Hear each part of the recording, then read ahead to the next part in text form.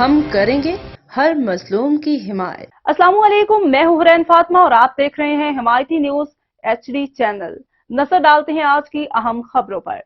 اسلام آباد وفاقی حکومت نے آئندہ 15 روز کے لیے پیٹرولیم مصنوعات کی نئی قیمتوں کا اعلان کر دیا، جس سے مہنگائی کے ستائے عوام کو معمولی ریلیف ملے گا۔ وزیر اعظم شہباز شریف کی منظوری کے بعد پیٹرولیم مصنوعات کی قیمتوں کا نوٹیفیکیشن جاری کیا گیا، جس کے مطابق پیٹرول کی قیمت میں 4 روپے 74 پیسے جبکہ ہائی سپیڈ ڈیزل کی قیمت میں 3 روپے 86 پیسے فی لیٹر کمی کی گئی۔ اس سے قبل وزیر اعظم ہاؤس سے پیٹرول 15 روپے 40 پیسے جبکہ ڈیزل 7 روپے 90 پیسے فی لیٹر سستا کرنے کا غلط اعلان کیا گیا تھا۔ شہباز شریف نے کہا تھا کہ حکومت کی عوام دوست پالیسیوں کے نتیجے میں مہنگائی میں واضح کمی ہوئی ہے۔ حکومت کی عوام دوست پالیسیوں کے نتیجے میں معاشی استحکام آیا ہے۔